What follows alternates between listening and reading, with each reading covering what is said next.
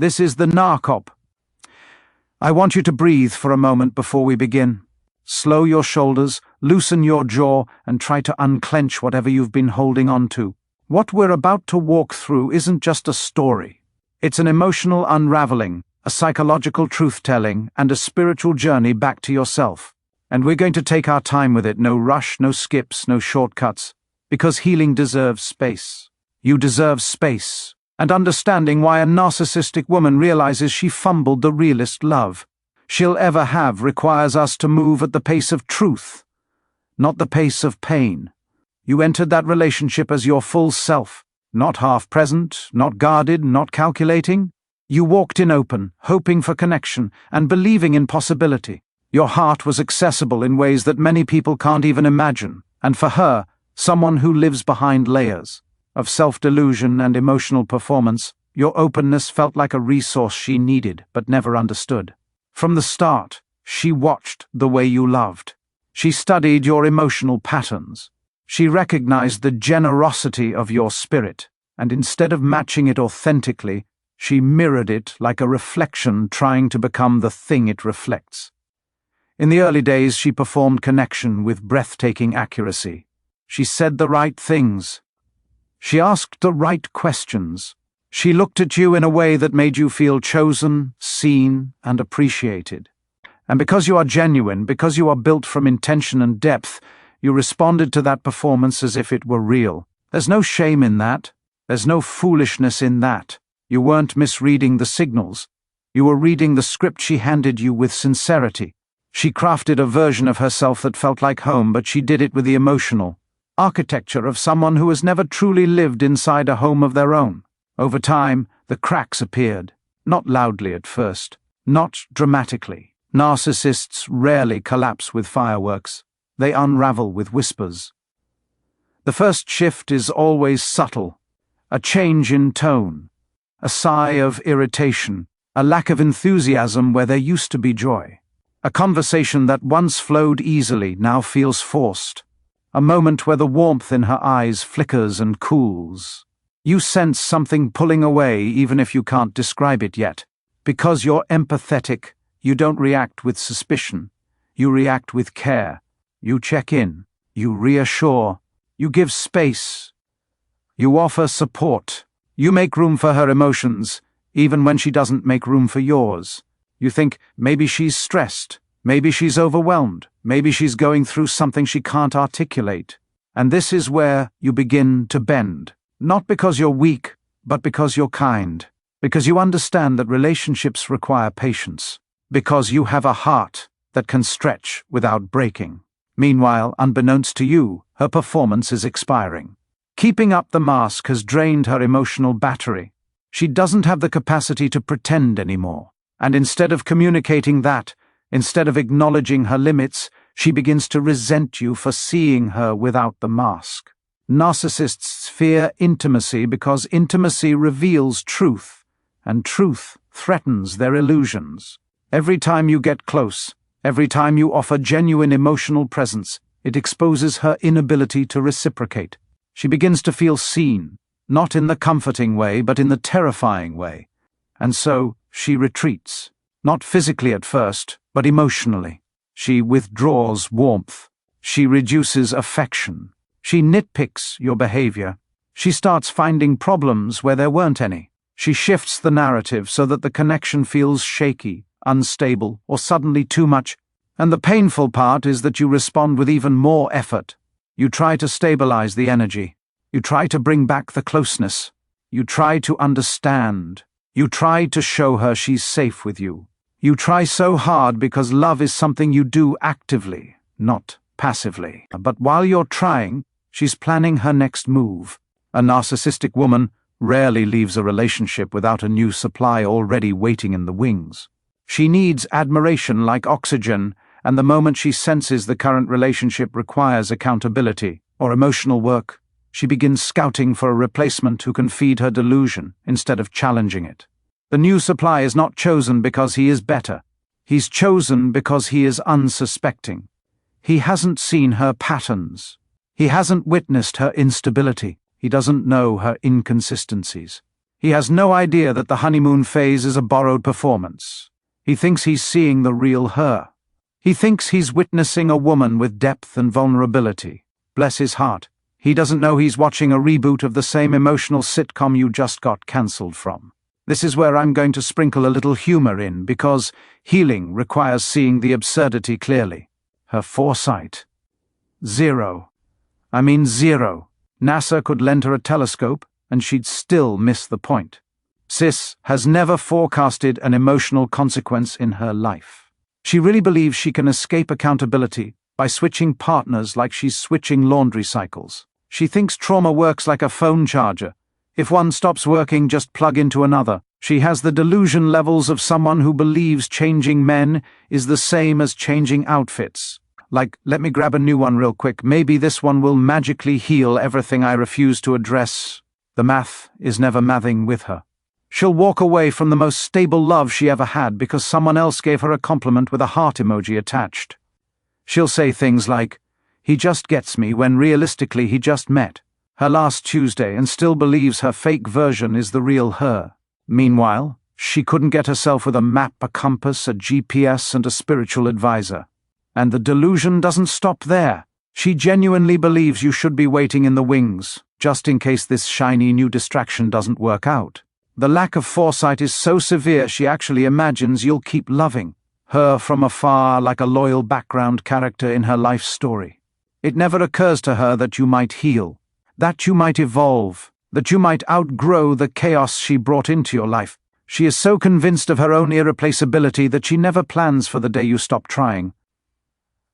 But that day always comes, usually after the discard, usually after the confusion, usually after the heartbreak. When the narcissistic woman is ready to exit, she doesn't communicate. She doesn't seek closure. She doesn't handle the breakup with maturity. She abruptly pulls away, emotionally or physically, and then weaponizes the new supply as proof that you were the problem. The discard phase is violent, not always in volume, but in impact. It shakes your sense of reality. One moment you were loved. The next moment, you're disposable. One moment you were valued. The next moment, you're villainized. And the collapse is just beginning. And the collapse is just beginning. Not your collapse, hers. But before we get to her unraveling, we have to walk through what happens inside you after the discard, because your experience in this stage is its own kind of storm. When someone shifts from idealizing you to devaluing you to discarding you, it creates an emotional whiplash that your nervous system has to process slowly. You're not just dealing with heartbreak, you're dealing with cognitive dissonance. Your mind is trying to reconcile two contradictory realities: the version of her who once loved you intensely, and the version of her who now treats you like you were the problem all along. And because your heart was real, because your love was sincere, your spirit doesn't snap back instantly. In the early days after the discard, you feel the weight of everything all at once. Confusion, shock, disbelief, grief, anger, sadness. Sometimes you feel all those emotions in the same hour, sometimes in the same minute. Your brain keeps doing reruns of the relationship, replaying conversations, moments of affection, moments of conflict, trying to locate the turning point. You dig through memories like you're looking for missing evidence. You keep thinking, what did I miss? What did I do wrong? How did someone go from loving me to leaving me so fast? But that's the thing, she didn't go from loving you to leaving you. She went from performing for you to preserving herself. She went from mirroring you to protecting her ego. She went from wanting your validation to wanting someone else's. And none of that is rooted in your worth. It's rooted in her inability to maintain emotional closeness without losing control of her narrative. And while your mind is searching for logic, your body is processing the shock. Your chest feels heavy. Your sleep is disrupted. Your appetite changes. You feel the absence of her energy like a limb that was suddenly severed. It's not because she was healthy. It's because humans become physiologically bonded to the patterns they experience. Even toxic love creates neurological routines, and now those routines are broken. This phase is what people call the dark night of the soul. It's not dramatic or theatrical. It's quiet. It's inward. It's the moment when you're forced to sit with your pain without distractions. When you realize you didn't just lose a relationship, you lost the future you had imagined. You lost the person you wanted her to become, even though she never became that.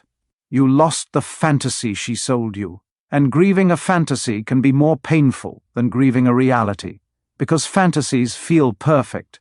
Fantasies feel safe. Fantasies feel like home.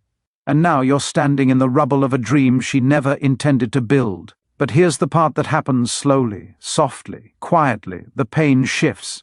Not because you ignore it, not because you distract yourself, but because your soul begins doing what it naturally does: heal. Your body knows how to reset when the danger is gone. Your heart knows how to regulate when the chaos isn't being fed. Your spirit knows how to rise when the weight is finally lifted. At first the healing feels like nothing, like small moments where you realize you didn't think about her for a few minutes, then a few hours, then a day. Slowly, peace begins creeping in like sunlight under a door. And while you're settling into this new quiet inside yourself, something very different is happening in her world. The new supply, this shiny distraction she hyped up like the answer to all her emotional problems, begins to see the real her. The cracks she couldn't hide from you now begin showing in front of him. The inconsistencies, the mood swings, the shifting narratives, the tiny lies that turn into bigger lies. The emotional outbursts triggered by small things, the inability to communicate without weaponizing emotion. He starts feeling the pressure you once felt. He starts walking on the same eggshells you walked on. He starts questioning what's happening, wondering why things suddenly feel different. And this is where the collapse really begins for her. Because the new supply cannot love her wounds away. He cannot cover her instability. He cannot provide the emotional labor she expected you to give endlessly. And here's where the humor creeps back in. She is genuinely shocked. As if each new partner isn't just another reboot of the same show. She really thought changing the cast would change the script. She really thought, this time will be different. Sis thinks she's Netflix releasing a new season with the same writers and expecting better ratings. The lack of self-awareness is so deep you almost admire the confidence. Almost.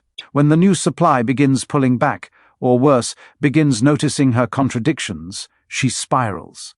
She starts telling herself stories about why things aren't working. She blames him for not understanding her. She blames him for not loving her properly. She blames him for the same things she blamed you for, even though neither of you caused the dysfunction. She becomes frustrated, overwhelmed, emotionally volatile, and that's when she starts looking backward. Not because she suddenly has clarity, but because chaos forces her to search for stability. And what does she remember? You, not the fake version of you she constructed in her smear campaigns, not the distorted version she sold to the new supply. She remembers the stability, the patience, the way you cared, the way you explained things, the way you didn't punish her for her insecurities, the way you held emotional space she never deserved but desperately needed. She remembers the way you showed up consistently, even when she pushed you away. She remembers your calm. She remembers your depth. She remembers the way you loved with intention. And now she feels the absence of the man she once took for granted. But here's the twist she didn't expect. She can't come back, not because she doesn't want to. Not because she wouldn't benefit from your empathy, but because coming back requires admitting she was wrong, admitting she lied, admitting she projected, admitting she failed to love you properly, admitting she sabotaged the only emotionally safe relationship she ever had. And her ego will not let her confront that truth. She burned the bridge on her way out, loudly. She slandered your name. She told half-truths and full lies. She exaggerated your flaws. She minimized your kindness. She built entire narratives about how you were the problem. She told the new supply stories to justify her decision. She framed herself as the victim because she can't survive a reality where she is the cause of her own suffering. So even if she regrets it, even if she recognizes what she lost, she will not reach out. She will choose pride over healing. She will choose delusion over accountability. She will stay in the fantasy she created about why the relationship ended rather than risk the emotional exposure of telling the truth. And while she is wrestling with those internal demons, you are rising. Slowly, softly, steadily. You start feeling like yourself again. You start enjoying your own company. You start building routines that feed your spirit. You find comfort in silence. You find purpose in rebuilding. You stop checking for her. You stop replaying conversations. You stop longing for closure. Your energy shifts. Your face softens. Your confidence grows, not loudly but quietly, firmly, deeply. Your glow-up is not aesthetic. It's spiritual. It's emotional. It's internal. And that kind of growth can't be faked. That kind of growth radiates. And nothing disrupts a narcissist's delusion more than seeing you thrive in a life she never imagined you would have without her. But this isn't the end. Your healing has more to reveal, and her collapse has more layers to unfold. And everything continues right into this moment, where your healing begins expanding beyond the reach of her shadow. You start noticing the gradual return of your inner voice, the one you quieted for the sake of the relationship. You begin recognizing the parts of yourself you had muted just to keep the peace. You see how often you overextended, how often you justified her behavior, how often you forgave things that chipped away at your self-worth. And instead of feeling shame about it, you start feeling clarity, because clarity is what grows when the emotional fog finally lifts. Your healing doesn't come in dramatic waves. It comes in tiny shifts. In the mornings you wake up and realize your chest doesn't feel as heavy. In the afternoons where you catch yourself laughing, really laughing without forcing it. In the evenings where you realize you haven't checked your phone hoping her name appears. In the moments where you feel grateful for the quiet rather than afraid of it. Peace doesn't announce itself. It just arrives and settles in like a guest that intends to stay. And while this peace grows inside you, something else is happening inside her. Something much less peaceful. The new supply, now fully exposed to her unfiltered self, begins pulling away. He withdraws emotionally because he realizes the relationship was never truly reciprocal.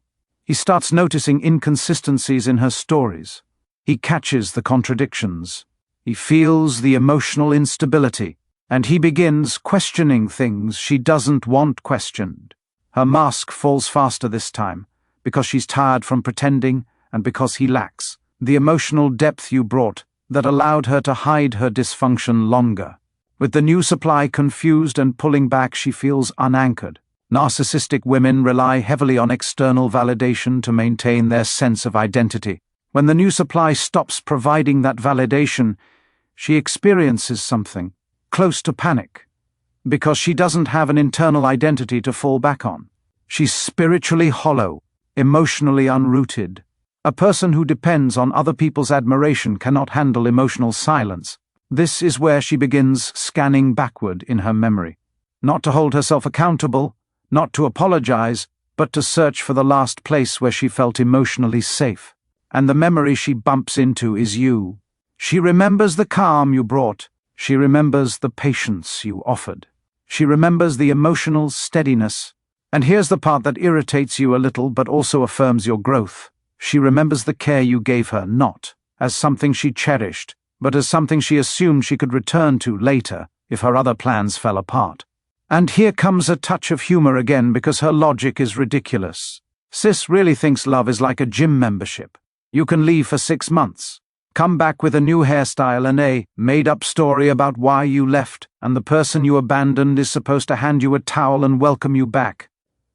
She truly convinces herself that your heart is a storage unit she can come back to when hers gets cluttered. The entitlement is Olympic level. If delusion were a sport, she'd have gold medals. But here's the beautiful twist she never saw coming. By the time she looks back toward you, you aren't standing where she left you. She expected you to freeze in place, emotionally stuck, waiting for validation that will never come. She thought you'd be frozen in longing, replaying memories, hoping for her return. She thought she had more importance in your life than she actually did. She thought her absence would crush you permanently. She didn't account for your resilience, your spirit, your personal growth, your evolution. She doesn't realize that when someone finally removes chaos from your life, you don't chase it, you recover from it. And recovery changes everything. Your self-worth deepens. Your boundaries strengthen. You learn how valuable your peace truly is. You stop negotiating your needs. You stop minimizing your feelings. You stop apologizing for having a heart that loves deeply. And you stop making space for people who cannot meet you where you are. As you rise, her internal collapse accelerates. Narcissists experience reality in reverse. They feel confident when they should feel cautious. They feel secure when they should feel accountable. They feel victorious when they should feel humbled. And then, when the consequences arrive, the ones everyone else saw coming, they feel shocked. They feel blindsided. They feel like victims of a world that refuses to cater to their delusion. She begins losing control of the storyline she created. People start noticing her inconsistencies. The new supply questions her motives. Her friends grow tired of her chaos. Her family notices the patterns repeating themselves. She starts to experience emotional isolation, not because people are abandoning her, but because she has exhausted the emotional goodwill everyone once had. Narcissists don't lose people, they push them away and then pretend they were abandoned. And while she spirals, you flourish. You're not perfect, but you're healing. You're moving in alignment with your best self. You're stepping into new opportunities. You're rediscovering joy. You're reconnecting with things that used to matter to you before the relationship drained your energy. You're returning to a version of yourself you hadn't seen in a long time.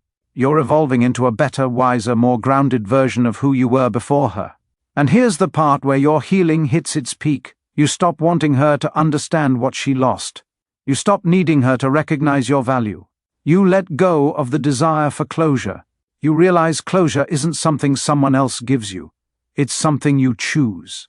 Closure is in your peace. Closure is in your growth. Closure is in the fact that your life is moving forward while hers stays stuck in cycles she refuses to break. And no matter how much she tries to hide it, she feels it. She feels the shift. She feels the distance. She feels the emotional curtain closing. She feels the loss of access to your spirit. She feels the absence of your empathy. She feels the weight of everything she threw away. But she will never admit it out loud. She will never say the words, "I messed up." Her ego won't allow it. Her pride won't permit it. Her delusion won't survive it. But she knows, deep down, in the quiet parts of her mind where truth sneaks in, she knows she lost the realest love she'll ever have. She knows she fumbled something rare. She knows she sabotaged her own blessing. And she knows that you will never return to her the way she imagined. She knows that even if she tried to come back, you're not available at the same emotional address anymore. You have moved. Your healing is the final chapter of her delusion. Your elevation is the end of her fantasy. Your peace is the proof she never deserved the version of you she broke. And now you stand here, not bitter, not broken, not waiting, not replaying, but alive, grounded, and fully aware of your worth. You learned what you needed to learn. You healed what you needed to heal. And you reclaimed the parts of yourself that she never knew how to appreciate. That is your victory. That is your liberation. That is your glow. And the universe, God, your ancestors, whatever you believe in, will continue, guiding you toward relationships that honor the depth you carry. You've already survived the storm. Now you get to enjoy the calm. Follow, share, and drop a question, so we can get this healing into the hands of the people who need it right now.